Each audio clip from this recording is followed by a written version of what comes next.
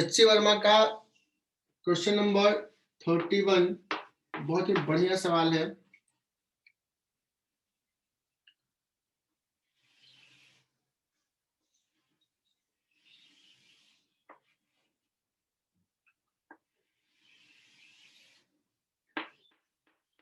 कहा there are two planks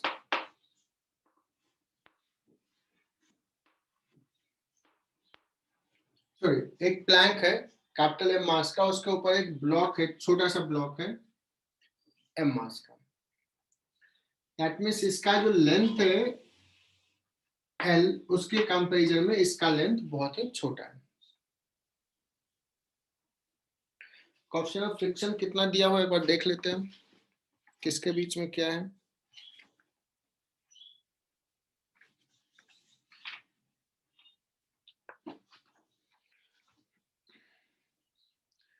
road and the bigger block के बीच में म्यू है, between the blocks is mu by 2।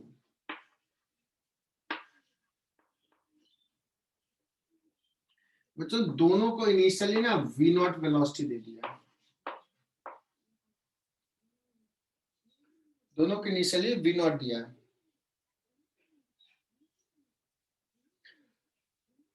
अब सुनना क्या होगा अगर सपोज ये स्मूथ सरफेस होता नीचे वाला, तो ये दोनों साथ साथ v नॉट से मूव करते रहता है बच्चों, रिलेटिव स्लिपिंग तो होता ही नहीं, टेंडेंसी नहीं होता। बट अभी क्या हो रहा है, जैसे ही आगे गया यहाँ पे फ्रिक्शन इधर होगा, what will happen, this block will decelerate, capital M का वेलोसिटी कम होना चाहेगा, जबकि स्मॉल एम का वो v नॉट से जा रहा है। अब रिलेटिव स्लिपिंग ना हो तो स्मॉल एम का भी वेलोसिटी कम होना चाहिए। तो बच्चों बता सकते हो कि स्मॉल एम पे फ्रिक्शन फोर्स F2 किधर लगेगा? आगे आगे लगेगा स्मॉल एम पे।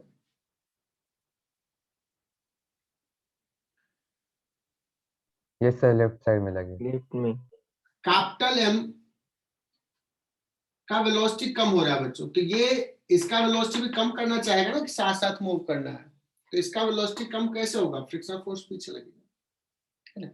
या ऐसे देखोगे तो इसमें बैठ के देखोगे तो ये आगे निकलना चाहेगा, बिकॉज इसका वेलोसिटी तो v नॉट, अगर स्मूथ सरफेस होगा तो ये इस पे आगे निकलना, तो स्मॉल एम पे पीछे लगेगा।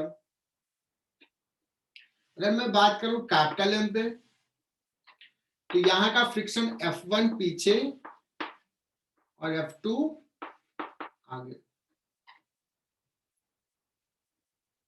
ठीक है।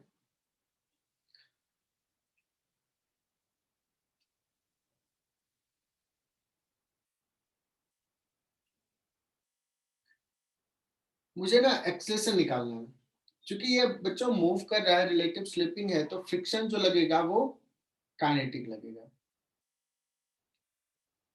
ओके। सो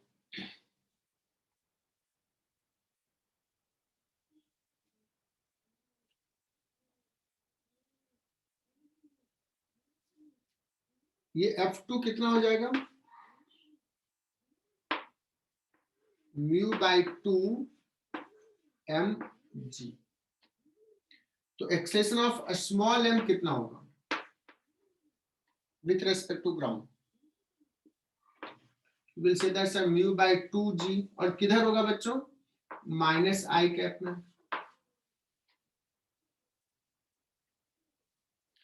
अगर मैं बात करूं what is the acceleration of capital M, तो वैसे इस पे दो फोर्सेज लग रहे हैं, एक F1 इधर और एक F2 इधर। F1 कोई बता सकता है कितना होगा,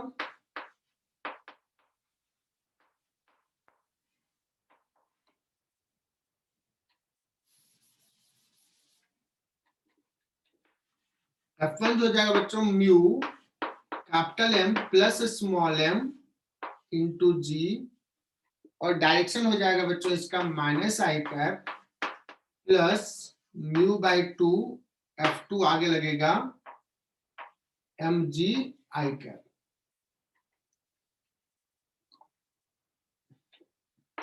तो आ जाएगा म्यू और एक्सेलेरेशन निकाला है तो divide by capital M. So mu capital M g और इसको ले लो तो जाएगा minus mu by 2 M g sorry plus mu by 2 M g minus आएगा ऐसे। So acceleration of capital M बहुत इजीली तुमने क्या निकाल लिया, mu mu g minus small m by capital M 2g minus i. बच्चों यहां तक सही लिखा क्या? कुछ एक्स्ट्रा काम नहीं किया है, इसमें फोर्स लिखा डिवाइड बाय मास कर दिया, फोर्स का डायरेक्शन ले लिया, इधर आई कैप ले रहा हूं। बच्चों क्लियर? निर्मिति कल की क्लास में एब्सेंट थी क्या? No sir, I was present. Anshu Rathi Himanshu cell के सीरियल नंबर से ज्वाइन कर लो।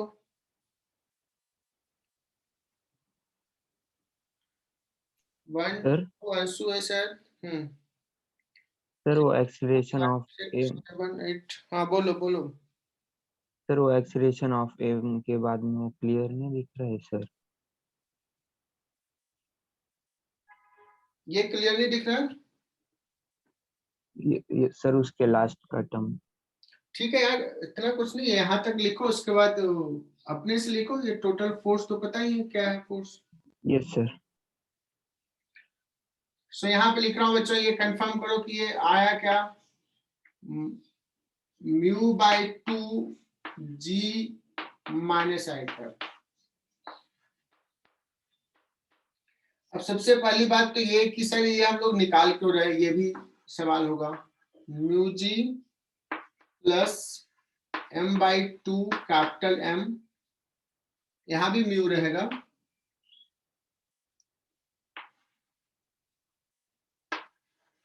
म्यू सर माइनस आएगा। हाँ बोलो भाई। सर वो एक्सेलरेशन ग्राउंड के रिस्पेक्ट से निकाल रहे हैं क्या? यस, सब अभी एक्सेशन किसके रिस्पेक्ट में निकाले हैं? ग्राउंड के रिस्पेक्ट में, ठीक है ना। Thank you sir. लेकिन हमें चाहिए क्या? अब सवाल क्या है, पढ़ो तो कोई देखो क्या सवाल पूछा। Find the time elapsed before the smaller blocks separate from the bigger block. इसके रिस्पेक्ट में ये सेपरेट हो जाए तो कितना टाइम लगेगा? एक काम करते हैं बच्चों, मैं इसमें बैठ जाता हूं और इसमें बैठ के मैं इसको देखूंगा, तो ये देखूंगा कि ये कितना डिस्प्लेसमेंट होना चाहिए, एल इधर होना चाहिए, है ना। सो हमें क्या चाहिए? हमें चाहिए acceleration of a small M with respect to capital M, ये चाहिए था बच्चों।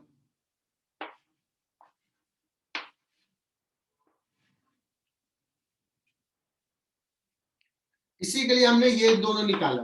अभी क्लियर कि क्यों ये निकाला? तो acceleration of a small M with respect to capital M, acceleration of a small m minus acceleration of capital M.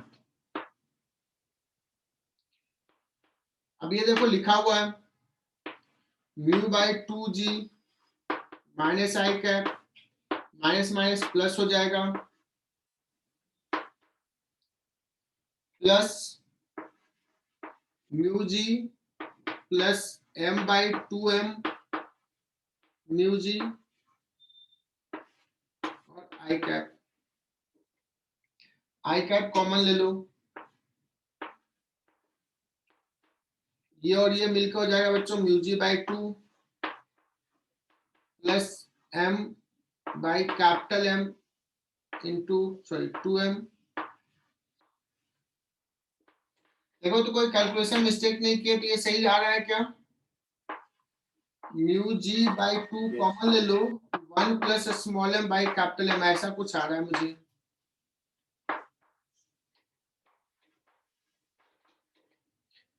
Joshi देखो तो ये सही किया है क्या कैलकुलेशंस? सर आंसर में रूट दिया है सर। अरे यार अभी आंसर्स क्यों जा रहे हो? अभी हमने क्या निकाला है कि कौन आंसर देख के कौन बोल रहा है?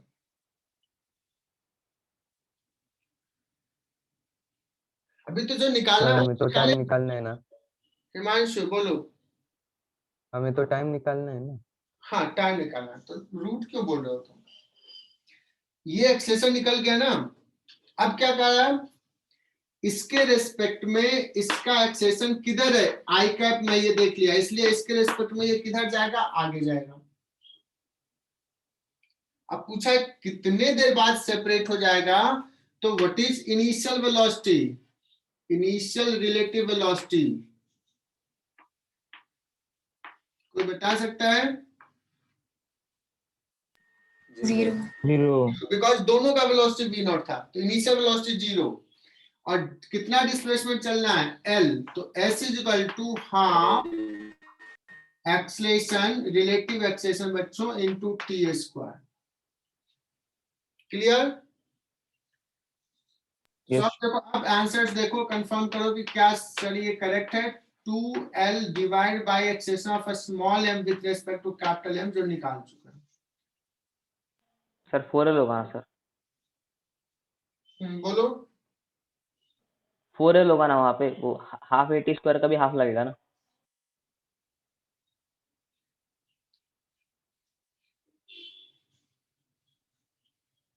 हाफ AT स्क्वायर का हाफ, तो यही तो लेके गए ना 2।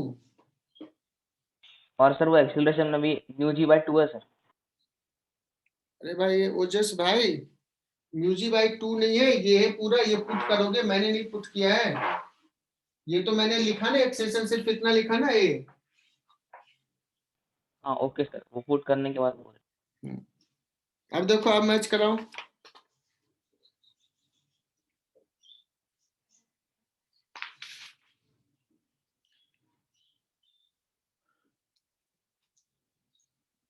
तो बच्चों ये क्लियर क्या? Yes sir. सो किसी को समझ में आया कि क्यों हमने शुरुआत में एक्सेशन निकाला? बिकॉज हमें स्टडी जो करना है वो इसके रेस्पेक्ट में करना है। क्यों करना है इसके रेस्पेक्ट में? बिकॉज इसके रेस्पेक्ट में डिस्प्लेसमेंट पता है। सो हमने पहले ग्राउंड के रेस्पेक्ट में फोर्सेस देखे एंड देन रिलेटिव एक्सेशन निकाल लिया। तो this is a good question, और जनरली ये कॉमन डाउट होता है। अभिषेक गुप्ता, क्लियर ये? Yes sir.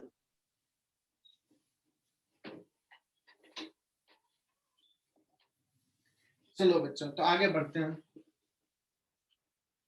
बताओ फ्रिक्शन में अब क्या बचा रह गया? किसी को कुछ बुकलेट सॉल्व किया होगा तो पता है, इस टाइप के सम्स नहीं हुए। बच्चों कुछ थ्योरेटिकल चीजें पढ़ लेते हैं, है ना, हमने तो थ्योरी पढ़ाया नहीं।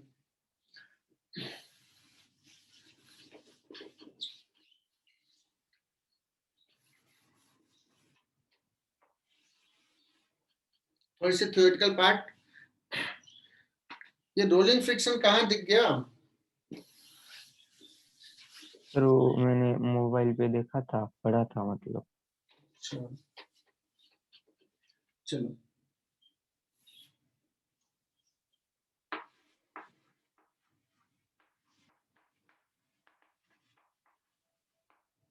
अच्छा, जब हम लोग फ्रिक्शंस पढ़ रहे थे तो हमने स्टैटिक फ्रिक्शन, काइनेटिक फ्रिक्शन, ये सब जो डिस्कस किया था,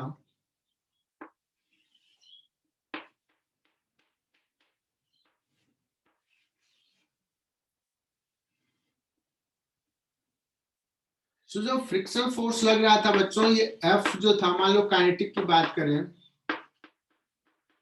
वो था म्यू के इंटू एन, म्यू के इंटू एन। अब ये किसी भी सवाल में हमने ये नहीं बताया कि ये जो ब्लॉक है इसका ये क्रॉस सेक्शन एरिया कितना है, कहीं बताया क्या? ये डिस्कस नहीं किया। तो हम लोग क्या करेंगे बच्चों, फ्रिक्शन एज, सबसे पहला चीज क्या डिस्कस किया? फ्रिक्शन एज इंडिपेंडेंट ऑफ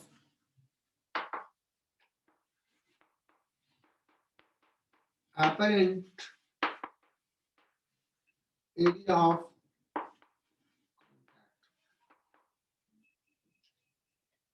अब कहोगे सर ये आपने ये वर्ड क्यों जोड़ दिया, what is apparent area of contact, यही कंसेप्ट हम अभी डिस्कस करेंगे।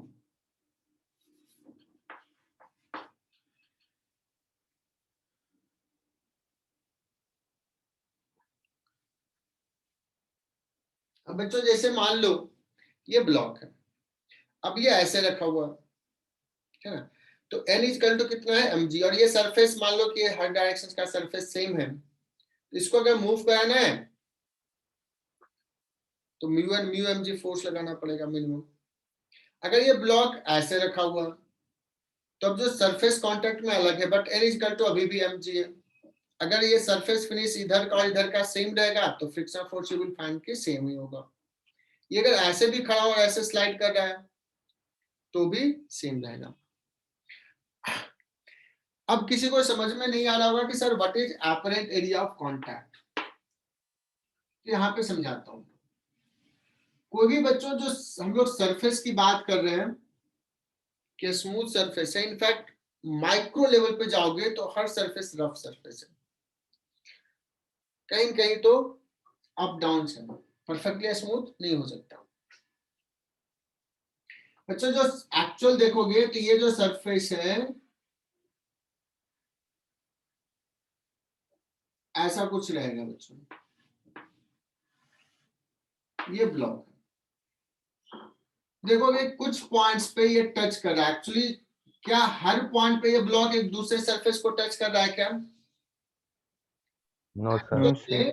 जब ये ब्लॉक जब रखा हुआ है सो माइक्रो लेवल पे अगर जाओ सो द ब्लॉक एंड इसका हर पॉइंट पे टच है ऐसा नहीं, नहीं। बहुत सारे पॉइंट्स हैं, लेकिन अगर हम बात करें बच्चों की ये जो जिस पॉइंट पे एक्चुअली में टच करा वो पॉइंट का एरिया और जो मुझे एक्चुअल लग रहा है दिख रहा है ना वो एरिया, दोनों क्या होगा, डिफरेंट होगा कि नहीं? Yes, sir. Yes. सो बच्चों आप समझना कि जो हम ब्लॉक ले रहे हैं, अगर ब्लॉक का साइज सपोज ये जो साइज है a इंटू बी का है बेस, तो अपरेंट एरिया ऑफ कांटेक्ट क्या हो जाएगा,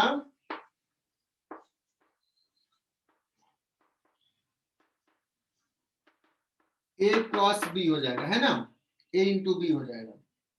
क्लियर? लेकिन actual area of contact is much less than apparent area of contact. आई बात समझ में? They are in contact at very few points.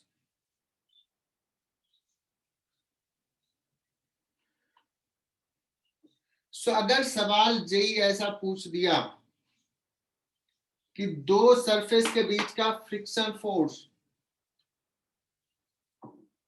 क्या एक्चुअल एरिया ऑफ कांटेक्ट पे डिपेंड करता है,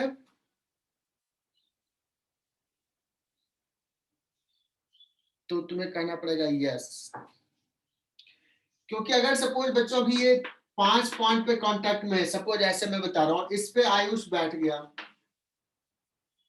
क्या लग रहा है बच्चों, ये अभी भी 5 पॉइंट पे ही रहेगा कांटेक्ट या थोड़ा ज्यादा पॉइंट हो जाएगा? ज्यादा। बढ़ जाएंगे।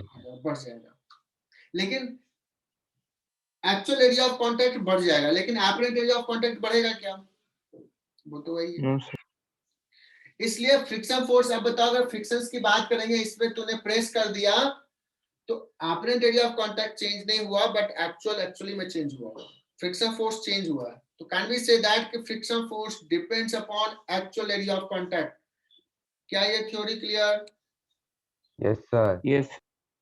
चलो अब बताना बच्चों ये फ्रिक्शन होता क्यों है, what is the reason for the friction? तो नेक्स्ट कॉन्सेप्ट है, ये लिख लेना बच्चों, friction force depends upon actual area of contact, और ये मच लेस देन भी लिख लेना। दूसरा,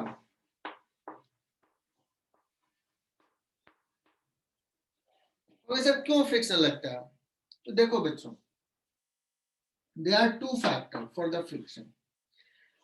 अब देखो ये दोनों रफ है बच्चों, है ना, जिगजैग टाइप का पार्ट है पूरा, तो इसमें देखोगे तो कोई मॉलिक्यूल्स इसके बीच में भी फंसा होगा, जैसे ऐसा है तो देखो इसके अंदर फंसा होगा, और इसको अगर स्लाइड करेंगे तो इसको ओवरकम करना पड़ेगा।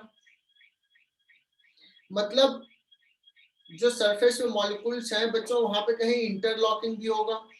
इंटरलॉकिंग मतलब ऐसे ऐसे फंस गया, समझ में आ रहा है? तो अगर सरफेस पे रखा हुआ तो Yes, कुछ sir. पॉइंट पे कांटेक्ट में होगा, कुछ इंटरलॉकिंग में होगा। When we will move, so वो इंटरलॉकिंग के अगेंस्ट जाना पड़ेगा। So we need to supply energy, we need to apply force. Clear? तो पहला क्या हो जाएगा बच्चों? पहला रीजन इंटरलॉकिंग। अगर मैं कहूं कि सरफेस जो रफ देखता है, ऊपर खबर दिखता है, if there is a more roughness, there will be more interlocking, that's why friction is more,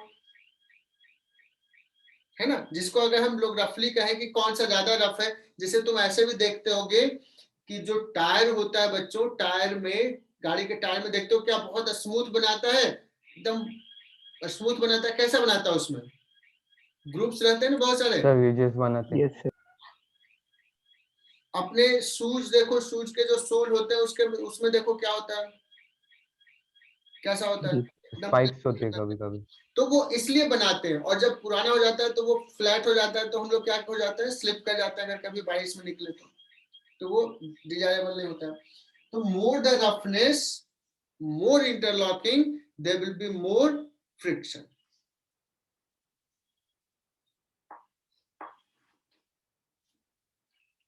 दूसरा,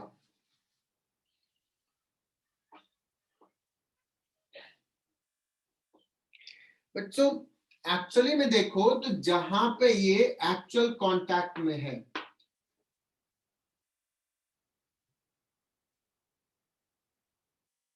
जहां पे दोनों मटेरियल एक्चुअली कांटेक्ट में बच्चों, वो एटम्स मॉलिक्यूल्स कांटेक्ट में है, तो क्या करेगा, एक्चुअल पॉइंट ऑफ कांटेक्ट तो Electrostatic दोनों के force बीच लगाएंगे. में कुछ बॉन्ड फॉर्मेशन हो जाएगा, हो सकता है ना? So at actual point of contact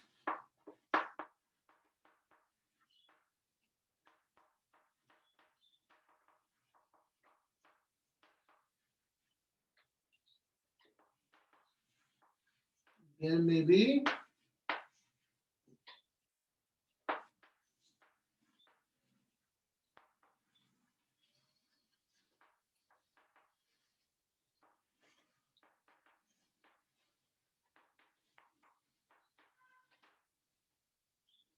वहां पे क्या हो जाएगा बच्चों, बॉन्ड फॉर्मेशन हो जाएगा, बॉन्डिंग हो जाएगा। अब अगर मुझे स्लाइड करना है तो we need to break the bond, उसको ब्रेक करने के लिए हमें एनर्जी सप्लाई करना पड़ेगा। समझे बात को? सो दोनों फैक्टर पर है। अब बताओ, अगर हम लोग जनरली जब बात करते हैं रफनेस, अगर रफनेस है तो जनरली ये ये वाला जो फैक्टर है वो डोमिनेट करता है, इंटरलॉकिंग वाला। ज्यादा रफनेस होगा, ज्यादा इंटरलॉकिंग होगा। लेकिन उस केस में बच्चों पॉइंट ऑफ कांटेक्ट जो एक्चुअल होगा वो क्या हो जाएगा, कम रहेगा। और थोड़ा सा रफनेस ऊपर नीचे भी होता है तो पॉइंट ऑफ कांटेक्ट में बहुत ज्यादा फर्क नहीं पड़ता है, तो डोमिनेट ये करता है। लेकिन सोचो कि अगर दो सरफेस को बहुत स्मूथ कर दिया, बहुत स्मूथ कर दिया, इन दैट केस बताओ क्या होगा, इंटरलॉकिंग तो कम हो जाएगा, बहुत कम हो जाएगा, बट बहुत स्मूथ कर दिए, नंबर ऑफ पॉइंट्स, ज्यादा नंबर ऑफ पॉइंट्स पे वो क्या हो जाएंगे, कांटेक्ट में आ जाएंगे। अगर ज्यादा नंबर ऑफ पॉइंट्स पे कांटेक्ट में आएगा बच्चों तो उसको स्लाइड करना आसान होगा या टफ होगा? आसान. अरे नहीं, ज्यादा नंबर ऑफ पॉइंट पे कांटेक्ट में आ गया और उसके बीच में अगर बॉन्डिंग बन गया, अगर वो मॉलिक्यूल्स ऐसा है कि मॉलिक्यूल्स एक दूसरे में बॉन्ड बना रहा है, उसका ऐसा मटेरियल है सरफेस का, in that case it will be very tough. So इसलिए ऐसा कहा जाता है कि दो ग्लास का प्लेट ले लो और एक के ऊपर दूसरा रख दो ग्लास का प्लेट, दोनों बहुत स्मूथ है, and then try to slide, बड़ा मुश्किल होगा स्लाइड करना।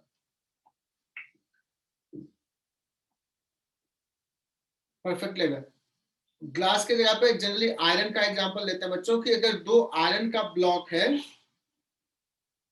उसको बहुत ही स्मूथ कर दिए और आयरन के ब्लॉक के एक के ऊपर दूसरा रख दो और स्लाइड करो तो स्लाइड नहीं होता है। इसको बच्चों बोलते हैं cold welding. Cold welding normal temperature पे भी क्योंकि वो टच में आ गया बहुत सारे पॉइंट्स पे, तो बॉन्डिंग बना लिया और स्लाइड करना it will be very tough. बच्चों अगर बहुत स्मूथ कर देंगे तो भी स्लाइड करना मुश्किल होगा। तो ये बच्चों थोड़ा सा बेसिक्स था, जो जितना समझ में आया उतना लिख लो।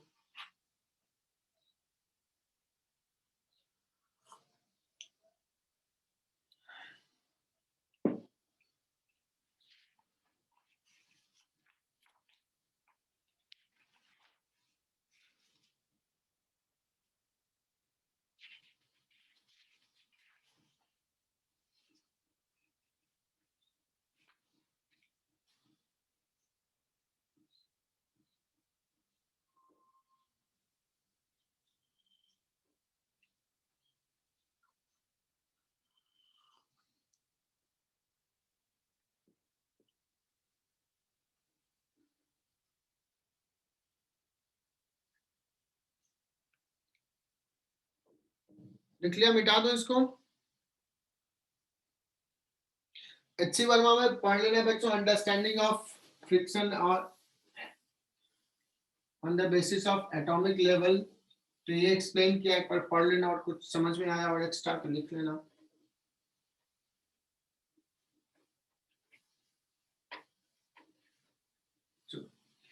सो नेक्स्ट क्लास में हम लोग कुछ तुम्हारे डाउट्स लेंगे सारा।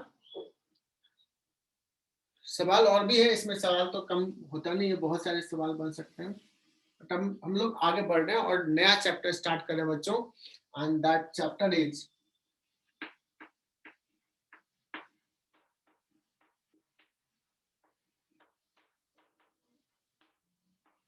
Circular motion. बच्चों जैसे जैसे हमारा सिलेबस आगे बढ़ेगा, टफनेस थोड़ा सा फिजिक्स का बढ़ते जाएगा। न्यूटन्स लॉ से ज्यादा टफ फ्रिक्शन था, कंसेप्चुअल सवाल होते हैं, फ्रिक्शन से थोड़ा सा टफ। सर्कुलर थोड़ा सा टफ नहीं तो होगा, फ्रिक्शन थोड़ा ज्यादा ही टफ है कंपैरेटिवली। एंड देन इसके बाद आएगा work power energy, then centre of mass, ये सब लेवल हाई होते जाएगा। सो यहाँ पे एकदम ध्यान देते रहना, कोई भी चीज नहीं समझ में आया तो पूछना है, डरना नहीं है। बच्चों सर्कुलर मोशंस कभी कभी इसका एक पार्ट जो है ना, काइनेमेटिक्स जब पढ़ाते हैं तो वहां भी पढ़ा देते हैं, बट मैं जनरली सर्कुलर मोशंस को यहीं पे बताता हूँ, डील करता हूँ। तो सर्कुलर मोशंस का बच्चों दो पार्ट है, एक हो गया काइनेमेटिक्स, दूसरा बच्चों हो गया डायनामिक्स।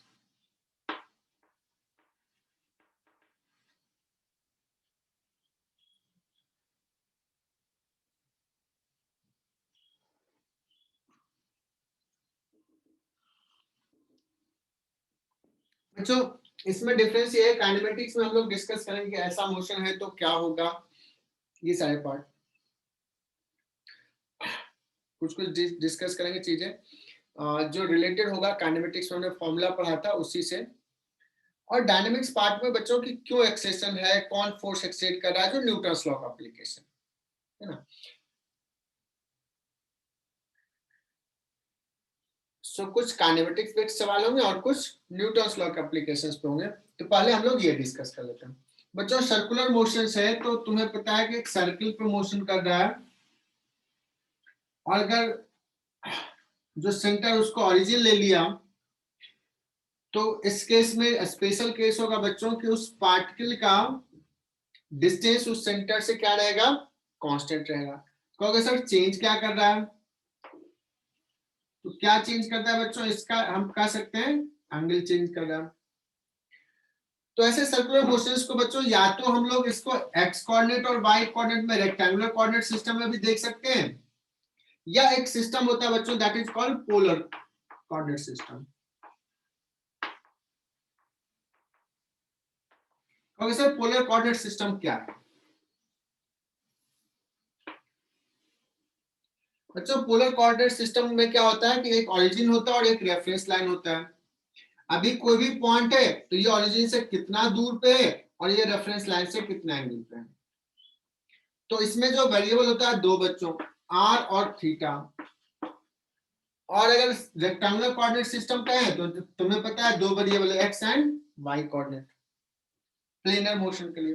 Is it clear? है ना? अगर मान लो इसको पोलर से और इसमें रेक्टेंगुलर सिस्टम में अगर ये करना है, इंटरचेंज करना है, तो यू कैन राइट, जैसे सपोज एक पॉइंट है जो डिस्टेंस है आर पे और ये एंगल है theta. So what is the relation between these two coordinates? So can you say that sir x is equal to क्या हो जाएगा? r cos theta और y is equal to हो जाएगा बच्चों r sin theta. That's this is the conversion। ये आता है बच्चों। सर्कुलर मोशन जो है वो एक स्पेशल केस है। कहोगे सर क्या स्पेशलिटी है? तो जब हम सर्कुलर मोशंस की बात करेंगे तो r क्या हो जाएगा? कांस्टेंट। तो चेंज क्या करेगा बच्चों? थीटा। थीटा। तो अगर मैं बात करूं कि सर्कुलर मोशंस को can be treat like rectilinear motion, motion in one dimension, because motion in one dimension में एक ही वेरिएबल होता था, सिर्फ एक्स कोऑर्डिनेट चेंज करता था, मतलब एक लाइन पे मोशन था। और प्रोजेक्टाइल में टू डायमेंशन में एक्स और वाई दोनों चेंज होता था। अगर हम बात करें कि हम पोलर कोऑर्डिनेट सिस्टम में देखें मोशंस को, इसमें पोलर कोऑर्डिनेट सिस्टम में, और दो वेरिएबल होता है आर और थीटा, बट चूंकि ये सर्कुलर पाथ है तो सिर्फ आर तो कांस्टेंट है, सिर्फ क्या चेंज हो रहा है? थीटा। थीटा। तो मतलब वैसे ही फॉर्मूला जैसा हमने रेक्टिलिनियर मोशन डिस्कस किया था वैसा ही कुछ होगा, फंक्शन थीटा में होगा। ओके बच्चों, चलो तो कुछ समझाया? अगर जितना लिखना है लिख सकते हो इसमें जो भी।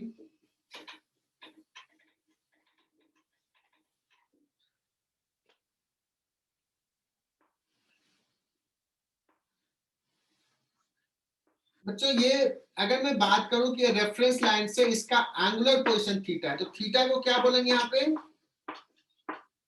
Angular position. जो रेक्टिलिनियर मोशन में एक्स होता था बच्चों की लीनियर पोजीशन, वही यहाँ पे हो जाएगा थीटा, वही रोल हो जाएगा थीटा का। अब सुनना, कहोगे सर एक्स का जब हम लेते थे तो उसका डायरेक्शन लेते थे इधर, आई कैप इधर है, इस थीटा का डायरेक्शन किधर होगा? What is the direction? तो ऐसे ये तो कर्व हो रहा है बच्चों, तो इसमें कैसे डायरेक्शन लेंगे? है ना? तो क्या किया गया है, इसमें जो डायरेक्शन लेते हैं ऐसे, थीटा ऐसे कर्ल कर रहे हो ना, इधर जा रहा है, तो this is the taken direction. अब सुनना, ये जो एंगुलर पोजीशंस का डायरेक्शन जो हो जाएगा वो कैसे होगा, ऐसे डिसाइड करेंगे। इसको बोलते हैं बच्चों एक्सियल वेक्टर।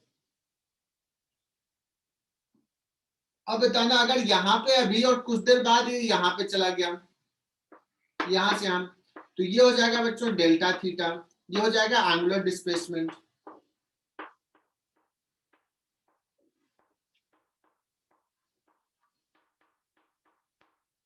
एंगुलर डिस्प्लेसमेंट जो वहां पे, अब इसको मिटा देता हूं,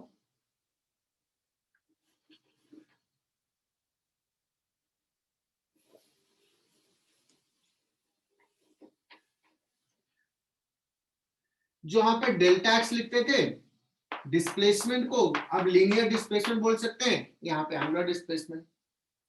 अब बच्चों मुझे निकालना है कि कितना डिस्प्लेसमेंट पर सेकंड हो रहा है, तो उसको क्या बोलेंगे?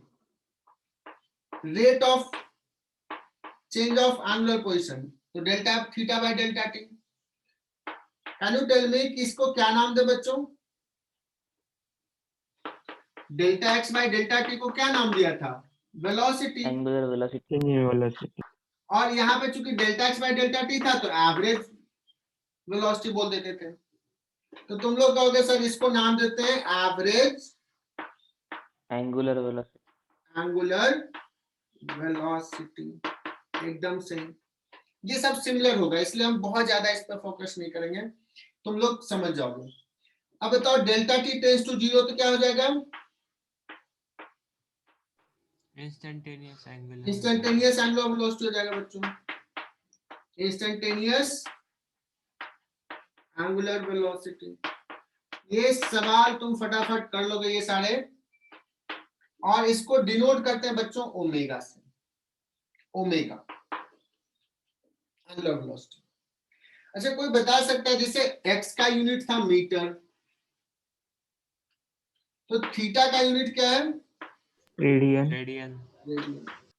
और अगर डायमेंशन पूछा जाए, डायमेंशन पढ़ाया नहीं है शायद तुम लोगों को, डायमेंशन लेस क्वांटिटी होता है, तो ये हो गया रेडियन बच्चों। इसका यूनिट क्या हो जाएगा ओमेगा का? रेडियन पर सेकंड, टाइम से डिवाइड कर दिया। अब बताओ बच्चों, यहां पे होता था equal to dx by dt,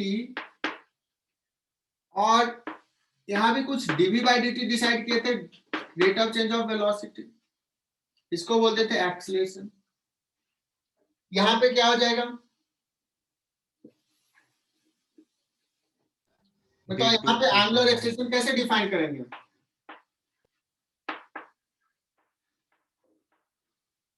d omega by dt का ऑपरेशन, दैट मींस इसको लिखते हैं बच्चों अल्फा से, and what will be unit? तो यूनिट बता देगा रेडियन पर सेकंड स्क्वायर। रेडियन पर सेकंड स्क्वायर। सो देखो बच्चों, कुछ टर्म्स तुमने डिफाइन कर लिया और तुम ही लोगों ने डिफाइन किया, मुझे कुछ बताने की जरूरत नहीं पड़ी। अब ये मैं मिटा रहा हूं।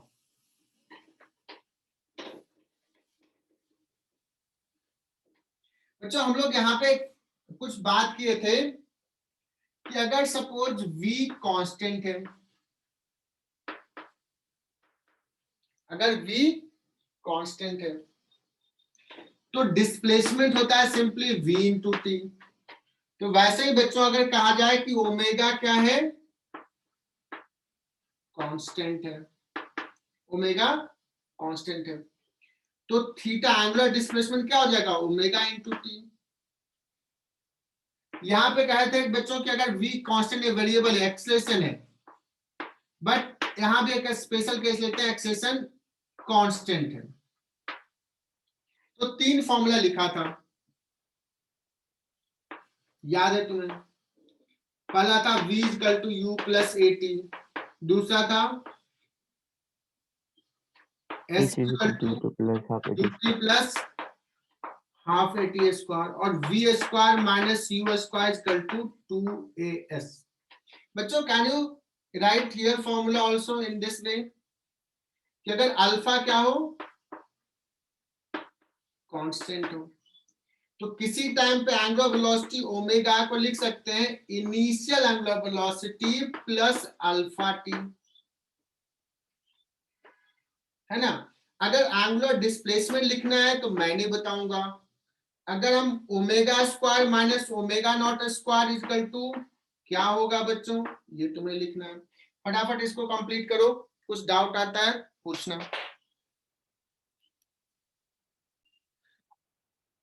अच्छा अगर लगेगा ना फास्ट चल रहा है तो बता देना मुझे, है ना? क्योंकि मुझे लग रहा है कि तुम लोगों को ये तो आता ही होगा, आ ही जाएगा। थीटा इक्वल टू हो जाएगा omega naught T plus half alpha T square. और अथर्व दुबे ये बताओ, ये कंप्लीट करो, क्या लिखो अथर्व?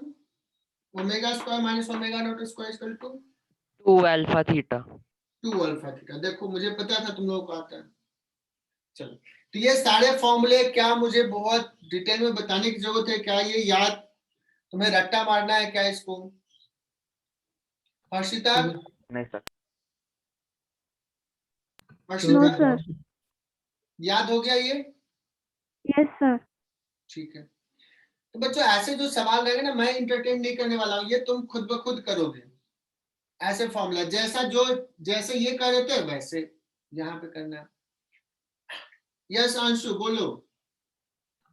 सर वो जो, सर एक मिनट रुक जाओ ना, वो उधर ही डाउट। हाँ, ठीक सर वो आप मतलब एक्सेलरेशन भी कांस्टेंट लिया और वेलोसिटी भी कांस्टेंट लिया तो फिर कैसे नहीं हो? नहीं नहीं नहीं नहीं, नहीं। एक सेकंड एक केस ये ले लिया, केस 1 कि जब अगर एंगुलर वेलोसिटी कांस्टेंट है तो theta is equal to omega t. जैसे मैं कहूं कि वेलोसिटी कांस्टेंट है, वेलोसिटी अगर कांस्टेंट है, ये केस 1 देखो, इसलिए लाइन भी बनाया ना।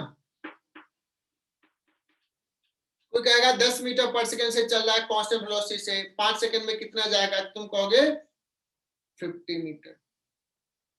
लेकिन अगर उसमें एक्सेलेरेशन है तो वेलोसिटी तो कांस्टेंटली चेंज हो रहा है, तो उस केस में s इक्वल टू vt नहीं लिखेंगे, बिकॉज v क्या लेंगे, v वेरिएबल है।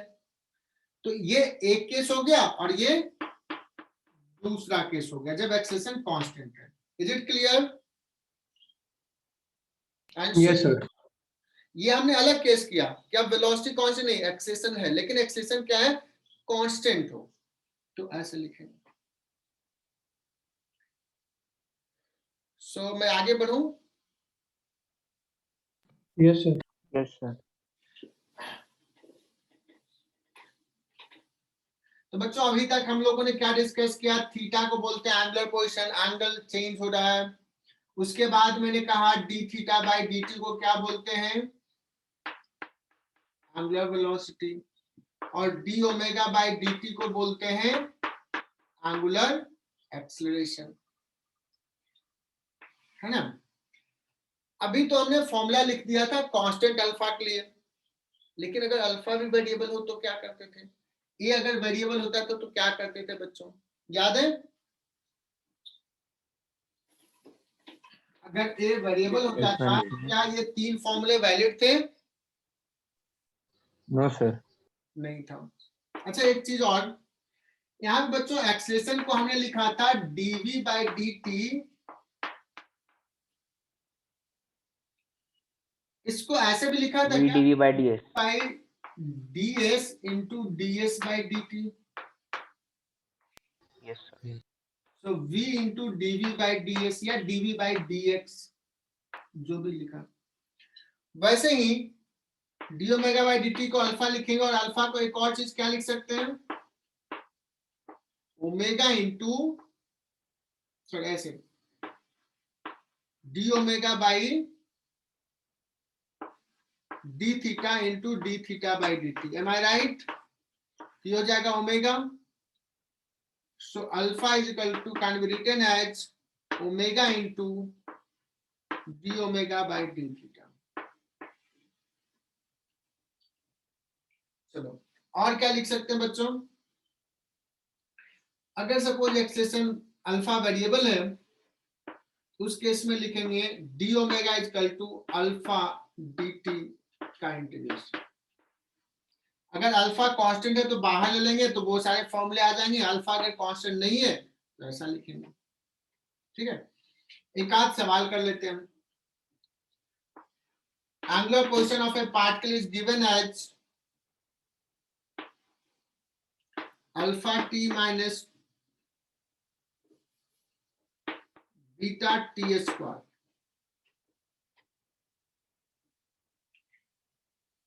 Angular position of a particle is given as, ये अल्फा तो कंफ्यूजन हो जाएगा,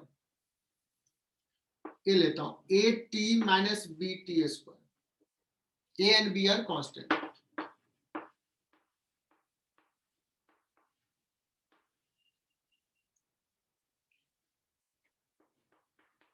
फाइंड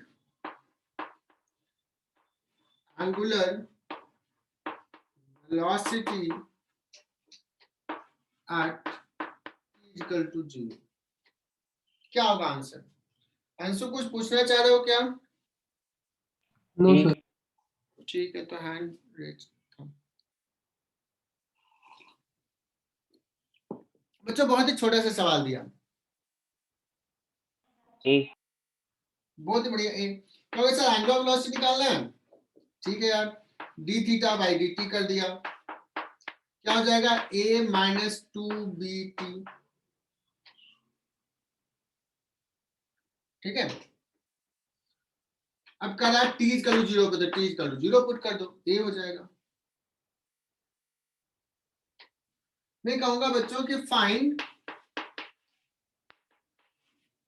एंगुलर एक्सेलेरेशन,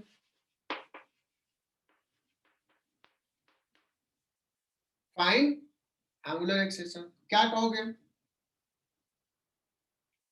जो ओमेगा t equal to 0. उसको डिफरेंशिएट कर देंगे, d omega by d t, a का हो जाएगा 0 माइनस 2b इंटू टी हो जाएगा माइनस 2b। बच्चों क्लियर यहां तक? Yes, sir.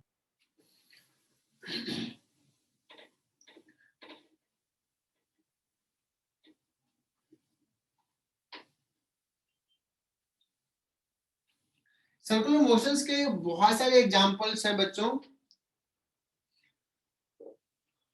तो ये बुकलेट से या जो भी सवाल ये करना खुद से करना, and then we will discuss. हम लोग थ्योरी में आगे बढ़ते हैं।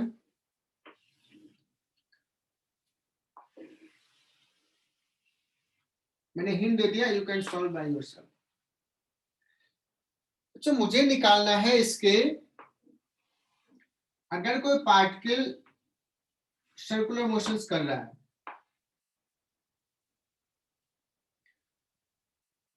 मान लो ये कांस्टेंट स्पीड से सर्कुलर मोशन कर रहा है, तो बताना इसका वेलोसिटी कांस्टेंट है या वेरिएबल? वेरिएबल। वेरिएबल। क्यों वेरिएबल है?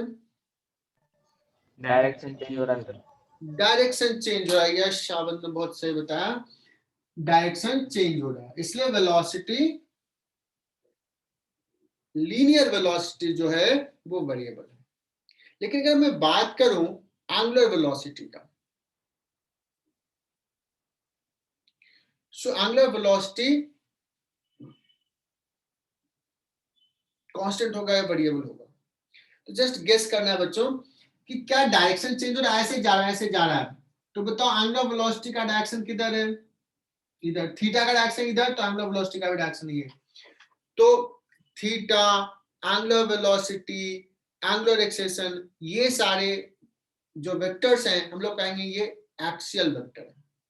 इसका डायरेक्शन एक्सिस के लॉन्ग है, मूव कर रहा है ऐसे, बट कन्वेंशन है डायरेक्शन लेने का इधर। ठीक है ना?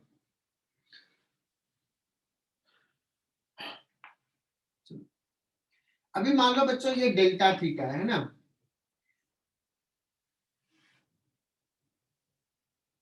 डिस्प्लेसमेंट हुआ, और ये डिस्प्लेसमेंट हो गया बच्चों डेल्टा एस, ये आर्क लेंथ। सो ये है, इसको अगर मैं छोटा लूंगा तो डिस्प्लेसमेंट ऑल दो ये है, दिस इज द डिस्प्लेसमेंट,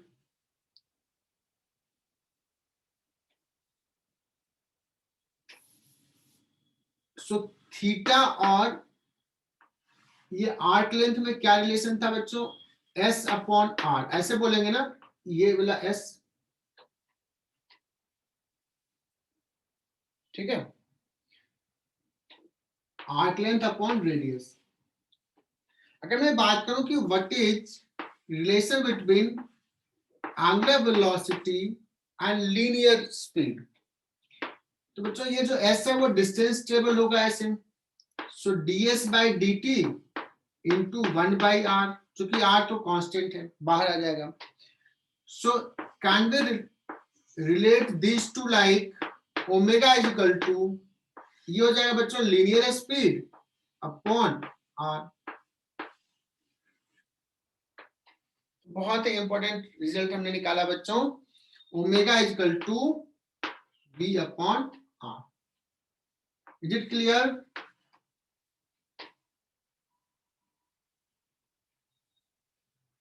बच्चों ये क्लियर?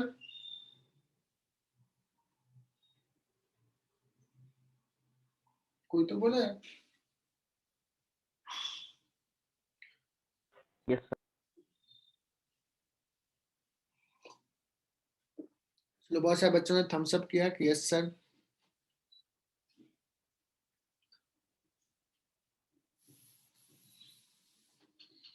मुझे बच्चों इसमें ना टाइम पीरियड निकालना है।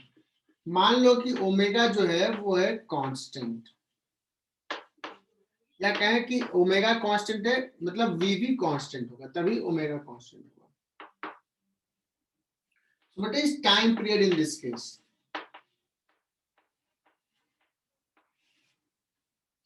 क्योंकि सर टाइम पीरियड क्या होगा, या तो ऐसे ले लो कि अगर एंगुलर वेलोसिटी ओमेगा है और टाइम टी लगा और एक राउंड कंप्लीट करना है, तो टोटल कितना एंगल चलना है 2 पाई।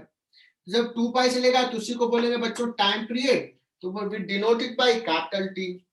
तो एक फॉर्मूला हो गया बच्चों कि सर्कुलर पाथ पे जा रहा है angular velocity omega, so time period will be 2 pi by omega. You should remember this formula. Sir ये वापस एक्सप्लेन करो ना प्लीज, टाइम पीरियड होगा। Yes, Sean. देखो कांस्टेंट एंगुलर वेलोसिटी जा रहा है, तो कितने टाइम में एक राउंड कंप्लीट करेगा उसी को बोलेंगे टाइम पीरियड। तो लेट्स टी टाइम में एक राउंड कंप्लीट किया, तो ओमेगा इंटू टी, एक राउंड कंप्लीट करने का मतलब कितना एंगल चला है 2 पाई रेडियन। तो टी कितना हो जाएगा,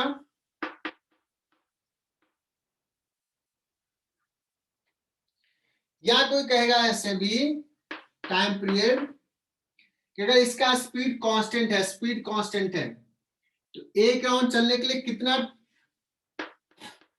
कितना डिस्टेंस चलेगा 2 पाई आर, और किस स्पीड से चल रहा है v से, तो टाइम इतना लगेगा, this is the time period.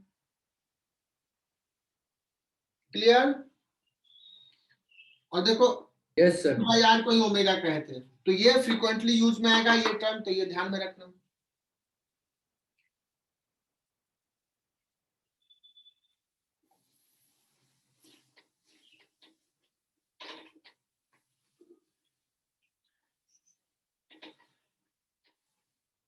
चलो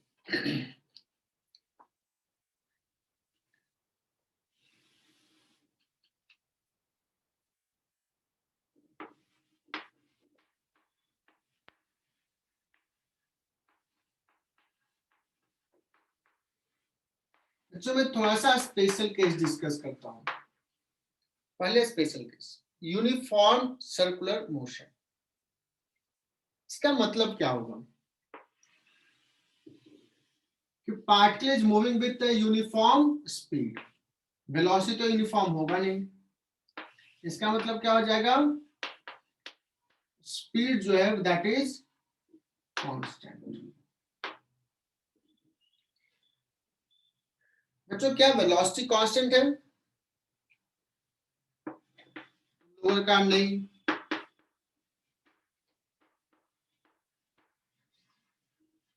Why velocity is changing? Because Sir, direction. direction is changing. बच्चों जो भी है वेलोसिटी अगर चेंज हो रहा है, इसका मतलब क्या होगा, the particle will have acceleration. Particle will have acceleration. तो ये एक्सेलेरेशन कितना होगा, दिस इज आवर टारगेट। देखो अभी हमारा टारगेट कहाँ शिफ्ट हो गया है कि अगर पार्टिकल सर्कुलर पाथ पे मूव कर रहा है, सो पार्टिकल के पास एक्सेलरेशन है, उसका डायरेक्शन क्या है, उसका वैल्यू क्या है, ये सारी चीज हमें निकालना है। ठीक है बच्चों, एचसी वर्मा में ये अलग तरीके से मैथमेटिकली डिराइव किए हैं, तो वो तुम लोग करना, होमवर्क में देता हूं कि वो डेरिवेशंस देखना, मैं उसको दूसरे तरीके से डिराइव कर रहा हूं। ठीक है सो बच्चों हम लोग क्या कर रहे हैं, मुझे क्या निकालना है, एक्सेलरेशन निकालना है। सो मान लो पार्टिकल इज हियर एंड इसका वेलोसिटी अभी इतना है v है, और कुछ देर बाद यहां पे आ गया बच्चों, और इसका अभी भी स्पीड कैसा है, और स्पीड कैसा होगा बच्चों, पाथ के टेंजेंशियल, सॉरी वेलोसिटी हमेशा पाथ के टेंजेंशियल। तो ये एंगल चल गया थीटा। ठीक है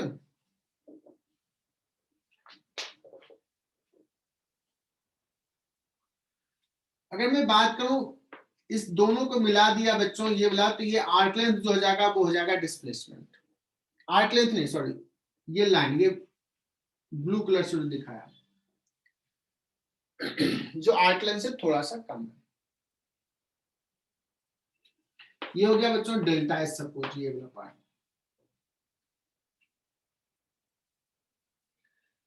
ये जो वेलोसिटी अभी इतना था बच्चों, ये वेलोसिटी पहले से कितना एंगल चेंज किया होगा? कैन यू फाइंड कि ये सर ये थीटा ही होगा। अभी v इधर था इनिशियली, और जब ये यहां आ गया है तुम बता सकते हो कि ये एंगल थीटा, तो ये थीटा, और ये 90 है तो ये हो जाएगा थीटा। मतलब इनिशियल वेलोसिटी v इधर और फाइनल वेलोसिटी v इधर।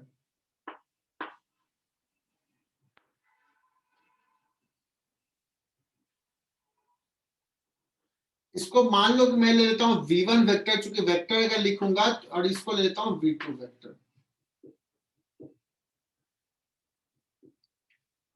तो v1 वेक्टर इधर, v2 वेक्टर इधर। चेंज इन वेलोसिटी ऐसे लिख सकते हैं क्या? This is delta v। ये वेक्टर देखो तो क्या है? Is this delta v v2 vector minus v1 vector.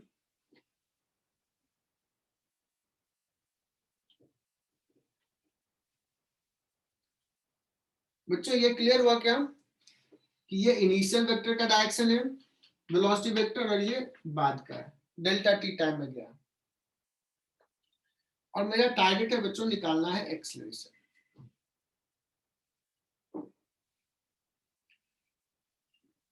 और एक्सेलरेशन का मैग्नीट्यूड क्या होगा ये देखना।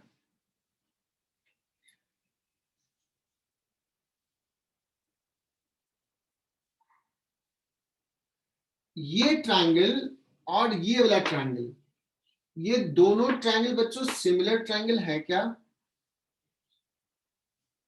कोई बता सकता है? Yes sir. क्योंकि ये एंगल है थीटा, तो ये एंगल भी थीटा।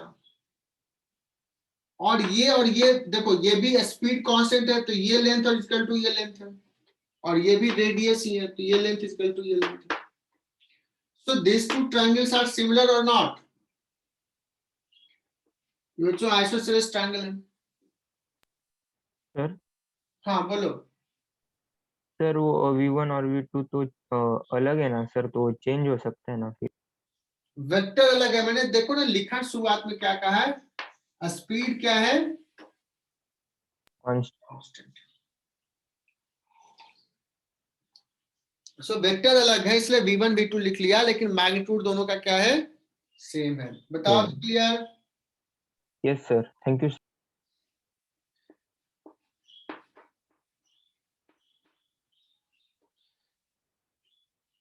सो ये ट्रायंगल अगर सिमिलर है बच्चों, from the two similar triangle,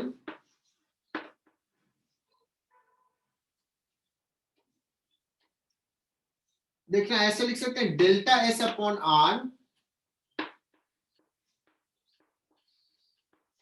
is equal to delta v upon, क्या लिखूं? और ये तो मैग्नीट्यूड सेम है, delta v upon v. Is it clear? Yes sir. तो delta v is equal to हो जाएगा बच्चों v upon r into delta s. क्या करते हैं, ये दोनों एक्सप्रेशन में डेल्टा टी को क्या करते हैं बच्चों? डिवाइड कर देते हैं। चल कर सकते हैं। और अगर मैं कहूं कि this is limit delta t tends to 0,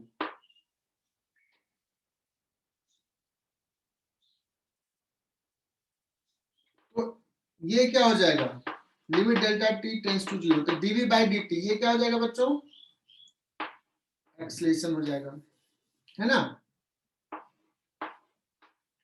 DV by d t. और ये कितना हो जाएगा? ds बाई डी टी क्या हो जाएगा? Delta S by delta T. Delta S तो बहुत छोटा होगा, तो delta S by delta T speed हो जाएगा, इंस्टेंटेनियस स्पीड, और ये v बाई आर है, तो ये हो जाएगा बच्चों we square by are.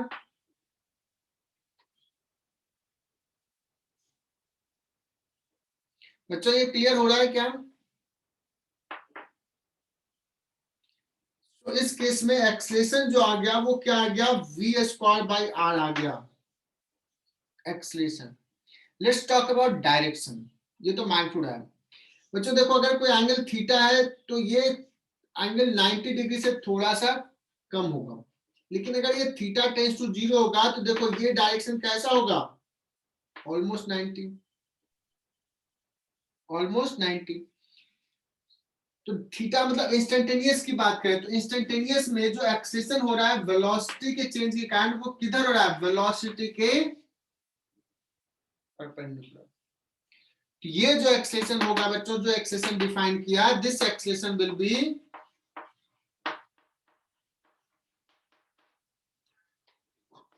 Perpendicular to velocity, और देखो किधर है, डायरेक्टेड टुवर्ड्स सेंटर।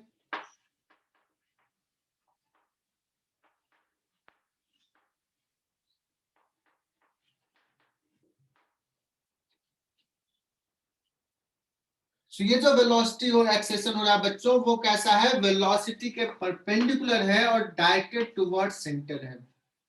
इसलिए इस एक्सेलेरेशन को बच्चों बोलते हैं सेंट्रीपिटल एक्सेलेरेशन। और वो सेंट्रीपिटल एक्सेलेरेशन कितना होता है, v square by are.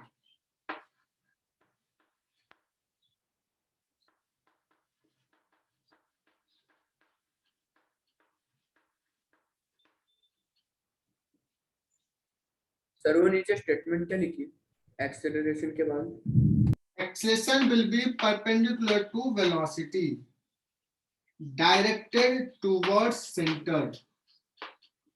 That's why this is called centripetal acceleration. Centripetal का मतलब towards center. तो बच्चों आज ये याद कर लो कि सेंट्रीपिटल एक्सेलेरेशन कितना होगा, तो speed v square upon circular path का रेडियस r। डायरेक्शन किधर होगा, इधर होगा। और ये एक्सेलेरेशन किस रीजन से है बच्चों, ये एक्सेलेरेशन है बिकॉज इसका डायरेक्शन चेंज हो रहा है।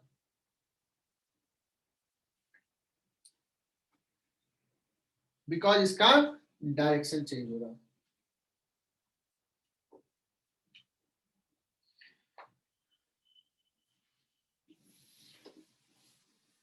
सर सर आप एक बार फिर से एक्सप्लेन कर सकते हो क्या? मल्हार बताओ कहाँ पे दिक्कत आ रही है, बोलो। सर वो डेल्टा एस बाय आर से।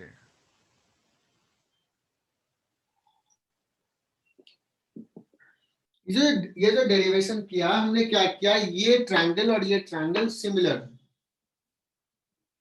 अगर सिमिलर ट्रायंगल है तो साइड का रेशियो जैसा इसमें होगा वैसा इसमें होगा। तो ये डेल्टा एस, ये displacement upon r that is equal to, इसमें हो गया बच्चों डेल्टा वी, ये साइड लेंथ, ये वाला कितना है, इसका स्पीड v। बस डेल्टा v इक्वल टू क्या किया, v इंटू ऐसा लिख दिया, और अपने मन से क्या किया, डेल्टा t को डिवाइड कर दिया जो टाइम लगा था जाने में। तो ये हो जाएगा बच्चों acceleration, delta S by delta T हो गया वेलोसिटी, तो वी स्क्वायर बाई आर। अगर मैं इस एक्सेलेरेशन की बात करूं तो ये डेल्टा वी डायरेक्शंस किधर है, तो मैंने कहा डायरेक्शन देखो, ये एंगल जितना छोटा करते जाओगे ये एंगल उतना ही 90 डिग्री के अप्रोच करेगा। मतलब ये बहुत छोटा, इंस्टेंटेनियस की बात करें तो इंस्टेंटेनियस में एक्सेलेरेशन इधर होगा। क्या मल्हार क्लियर हुआ या नहीं हुआ?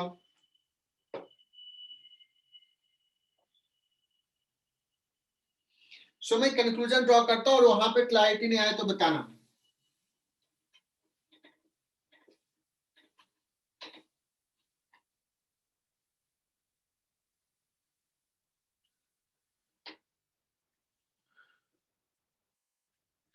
अगर कोई पार्टिकल सर्कुलर पाथ पे मूव कर रहा है और हमने अभी स्पेशल केस लिया है, किसका स्पीड क्या है, स्पीड क्या है बच्चों, कांस्टेंट है। इसका स्पीड कांस्टेंट है बट डायरेक्शन चेंज हो रहा है। डायरेक्शन अगर चेंज हो रहा है तो इसके पास एक्सेलेरेशन होगा। और अभी हमने क्या प्रूफ किया कि एक्सेलेरेशन जो होगा ये वेलोसिटी के परपेंडिकुलर होगा। और वो कितना आया, इसको AC बोलते हैं, या AC को ना कभी कभी AR भी बोलते हैं। AR का मतलब R इसलिए बोलते हैं रेडियली इनवर्ड एक्सेलेरेशन है, तो रेडियली इनवर्ड या कहें टुवर्ड सेंटर तो सेंट्रीपिटल एक्सेलेरेशन। और ये कितना आया बच्चों, v²/r। ठीक है ना। कोई कहेगा सर अगर मान लो इसको सर्कुलर पाथ में मूव करा और ये ओमेगा के टर्म में दिया हुआ है, एंगुलर वेलोसिटी ओमेगा से, तो ओमेगा के टर्म में लिख सकते हो क्या, v क्या लिखा था, ओमेगा तो ये अगर पुट कर दोगे तो ओमेगा r तो ओमेगा² r आ जाएगा। सो सेंट्रीपिटल एक्सेलेरेशन अगर लीनियर स्पीड में दिया हुआ तो ये, एंगुलर वेलोसिटी में दिया हुआ तो ये। बच्चों यहां तक क्लियर। सर वो लास्ट का नहीं समझे। कौन सा part, sir omega square r का। अरे अभी अभी डिस्कस किया था ना, ओमेगा v/r डिस्कस किया था ना। यस। तो सुनता ही नहीं यार, कैसे करूं मैं। v ओमेगा, मैंने कहा v ओमेगा पुट कर दो, ना तो भरोसा रखो यार। एक आर का जगह ओमेगा² हाँ यस सर, थैंक यू। समझा सर। तो हम लोग 3-4-5 महीने से पढ़ रहे हैं यार, इतना तो आना चाहिए। मैंने बोला कि ऐसे पुट करना है। पता नहीं सारे बच्चों को तकलीफ हो रही है क्या। अच्छा थोड़ा सा मतलब बढ़ाओ स्पीड सोचने वाला, और लिख लो, ये लिख भी लोगे तो तुम बाद में कर लोगे। तो बच्चों हम लोग अभी तक क्या डिस्कस कर लिए, सेंट्रीपिटल एक्सेलेरेशन। एक छोटा सा सवाल ले लेता हूं, पार्टिकल ऑफ मास, ऐसे भी लिखते हैं, a particle is moving on a radius r is equal to 2 metre, 2 metre का रेडियस में मूव कर रहा with constant speed v is equal to 6 metre per second,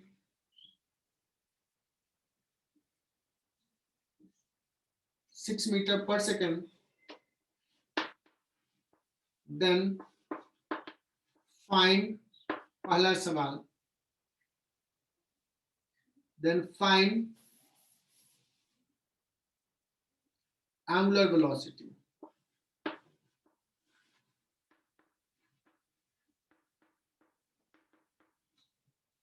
दूसरा सवाल, टाइम पीरियड ऑफ रिवॉल्यूशन। तीसरा सवाल, magnitude of centripetal acceleration।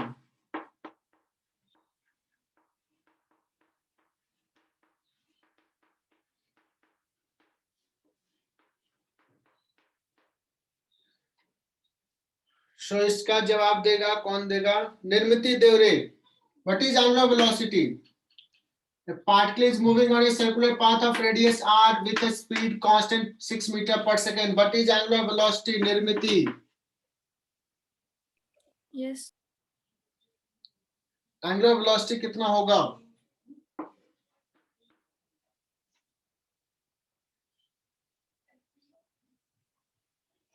यार निर्मिति पढ़ नहीं रही तू। Sir, d theta upon dt. हाँ तो एंगुलर वेलोसिटी का फॉर्मूला है निर्मिति, लेकिन अभी इस सवाल में सॉल्व करना है। मैंने दे दिया स्पीड और रेडियस, तो कुछ ये पढ़ा भी अभी, omega is equal to v/r होता है। एकदम तूने सही बताया, तूने गलत नहीं बताया कि ओमेगा जो होता है वो होता है d(θ/dt। लेकिन इस सवाल में तो हमें इस फॉर्मूला से सॉल्व नहीं होगा, अभी क्लियर हुआ? Yes, sir. तो कितना आ जाएगा? 6/2 3 और 3 क्या? What is the angular velocity unit? Radian radian per पर second. सेकंड। मैं पूछूंगा what is time period? Time period का फॉर्मूला अभी अभी बताया है, और ये कॉमन सेंस से भी कर सकते हो। या तो 2π/ω बताया तो 2π/3 हो जाएगा, और ये रेडियन पर सेकंड हो जाएगा। सॉरी, ये रेडियन पर सेकंड, ये रेडियन तो गया तो सिंपली सेकंड हो जाएगा, टाइम पीरियड सेकंड हो जाएगा। So this is your answer. मैं पूछूं what is magnitude of centripetal acceleration? AC is equal to क्या हो जाएगा बच्चों? V² divide by R। V कितना है? 6, तो 6² बाई 2 दैट इज 18, और यूनिट क्या हो जाएगा? मीटर। एक्सेलेरेशन है तो मीटर पर सेकंड स्क्वायर, सेंट्रीपिटल एक्सेलेरेशन। बच्चों यहां तक क्लियर? Yes, sir.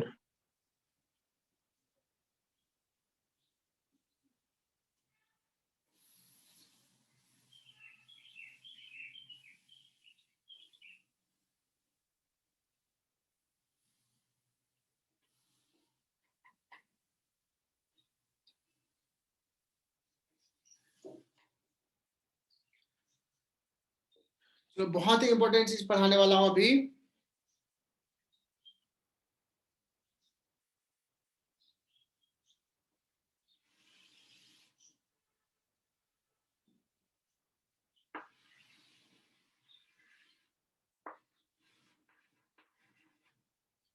तो इसका एक्सेशन इधर है टुवर्ड सेंटर AC। इसको बोलते हैं बच्चों UCM, यूनिफॉर्म सर्कुलर मोशन। सो UCM का मतलब क्या हो गया बच्चों? Speed constant. तो कुछ स्टेटमेंट में बोल रहा हूं, बताना। इन UCM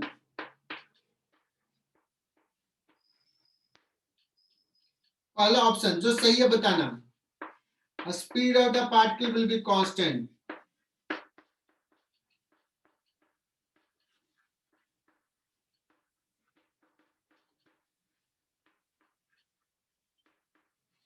ट्रू है या फॉल्स है? तो ट्रू और फॉल्स लिखना। दूसरा option, velocity of the particle will be constant.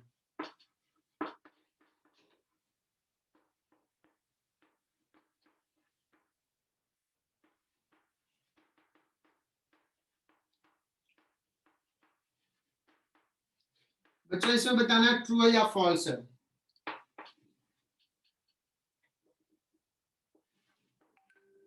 Acceleration of the particle will be constant. D option. Magnitude of acceleration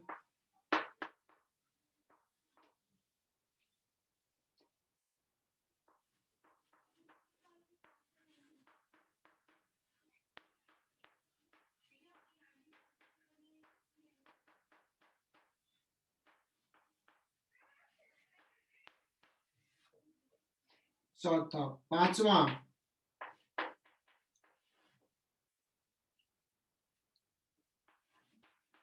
acceleration will be always, ये UCM की बात कर रहा हूं, acceleration will be always perpendicular to velocity.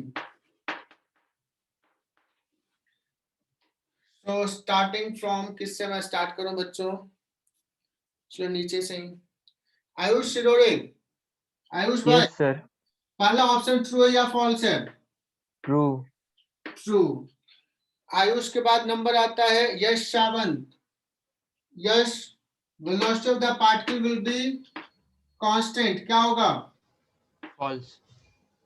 False. बहुत बढ़िया Yash. Acceleration of the particle will be constant. किससे मैं पूछूं? तन्मय कापर्निस। तन्मय फॉल्स। फॉल्स है? क्या बात है, बहुत ही बढ़िया। D Swanand Patil. True. Magnitude of acceleration of the particle will be constant. True. And then Om Devre.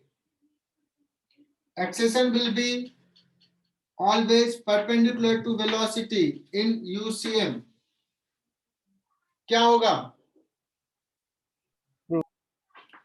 True. आर्य जोशी, इसमें कहीं कोई दिक्कत है क्या? कोई सब सही किया या गलत है कहीं पे? नो सर, करेक्ट है।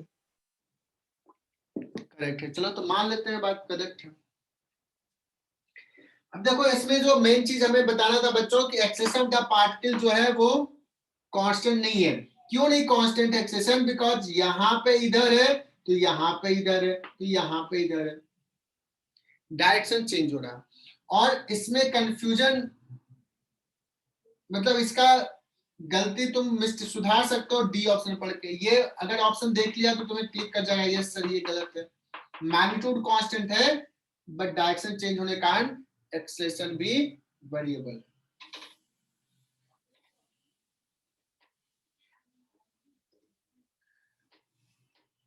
अब एक चीज सुनना बच्चों, कंसेप्ट समझना। अगर कोई पार्टिकल इधर जा रहा, स्ट्रेट लाइन मोशन है, स्ट्रेट लाइन रेक्टिलिनियर मोशन है, इसका वेलोसिटी इधर है, कुछ देर बाद इसका वेलोसिटी बढ़ गया, ये है v1 और कुछ देर बाद हो गया v2। इसका एक्सेलेरेशन किधर होगा? इधर, इस तरफ, isn't it? Yes, sir. Yes. v2 minus v1, this vector minus this vector,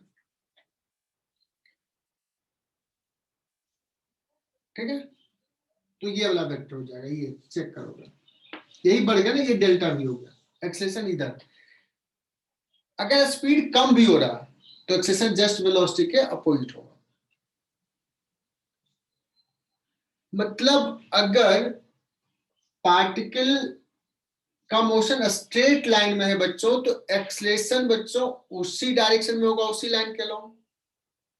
अगर रेक्टिलिनियर मोशन है तो, वन डायमेंशनल मोशन है तो, इसका मतलब बच्चों वन डायमेंशनल मतलब वेलोसिटी का सिर्फ मैग्नीट्यूड चेंज हो रहा है। वेलोसिटी का सिर्फ मैग्नीट्यूड चेंज होगा तो एक्सेलेरेशन किधर होगा? वेलोसिटी के डायरेक्शन में। क्या मैं कह रहा हूं? If only magnitude of velocity changes, then acceleration will be in direction of velocity। और अभी अभी डिस्कस किया बच्चों कि वेलोसिटी इधर है और इसका डायरेक्शन चेंज हो रहा है, सिर्फ डायरेक्शन चेंज हो रहा है, सिर्फ डायरेक्शन चेंज हो रहा है, स्पीड कांस्टेंट है तो एक्सेलेरेशन किधर है? वेलोसिटी के परपेंडिकुलर डायरेक्शन। तो अब बताना कि अगर मान लो वेलोसिटी बच्चों इधर है ना, if acceleration is in this direction, तो इसका मतलब कंक्लूजन ड्रॉ कर सकते हैं ओनली मैग्नीट्यूड विल चेंज।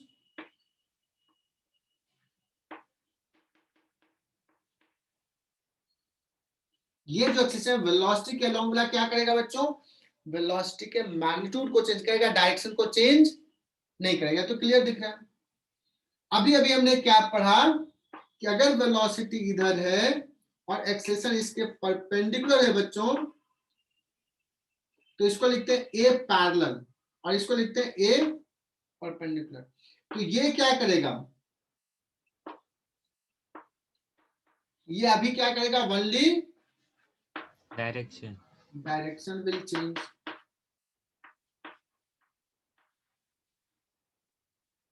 मतलब वेलोसिटी के परपेंडिकुलर डायरेक्शन जो एक्सेलेरेशन है बच्चों, उसका रोल होता है डायरेक्शन चेंज करने का। वेलोसिटी के अलोंग जो एक्सेलेरेशन है उसका रोल होता है मैग्नीट्यूड चेंज करने का। और कोई कहेगा कि सर अगर वेलोसिटी इधर है और एक्सेलेरेशन इधर है, एक्सेलेरेशन कितने एंगल पे बच्चों? थीटा एंगल पे। इसका दो कंपोनेंट हो जाएगा, ए कॉस थीटा जो होगा वो रेस्पॉन्सिबल किसके लिए होगा? Magnitude change. मैग्नीट्यूड के लिए। और ए परपेंडिकुलर जो होगा उसका रोल क्या होगा? उसका direction. Direction. Clear? Yes sir.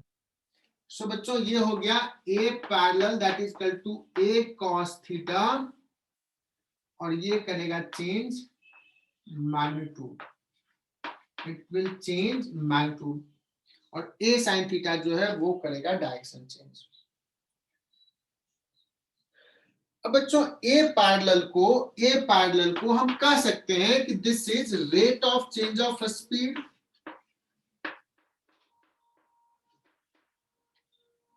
क्या बोल सकते हैं इसको? स्पीड चेंज कर रहा है ना, सिर्फ मैग्नीट्यूड चेंज कर रहा है ना, क्या कहेंगे? Rate of change of speed.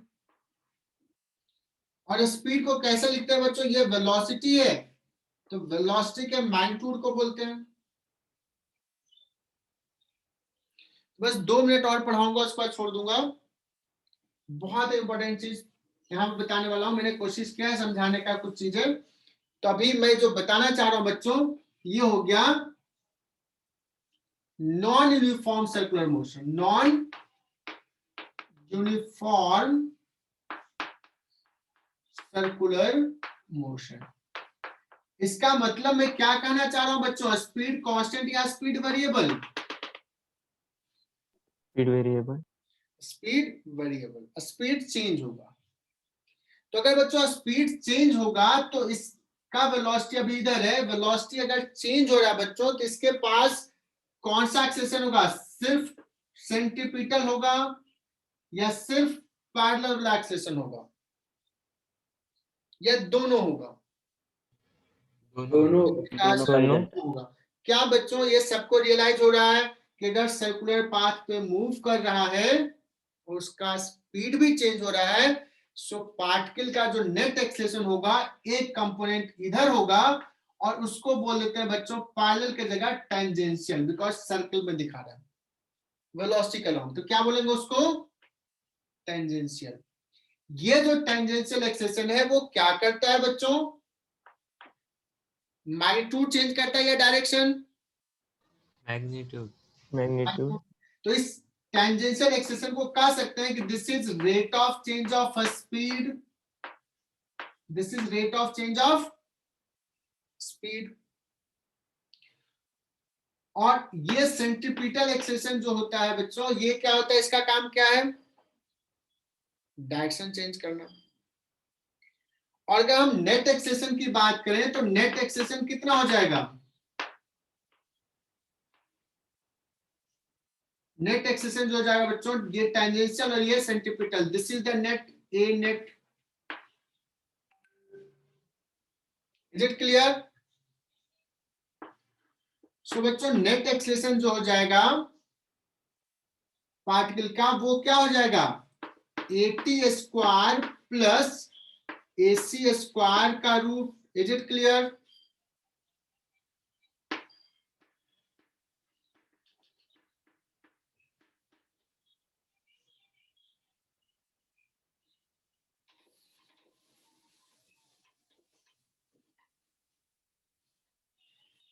या नेट एक्सेलेरेशन को किसी को लग रहा है कि A is equal to AC plus AT लिखूं, ऐसे लिखूं क्या?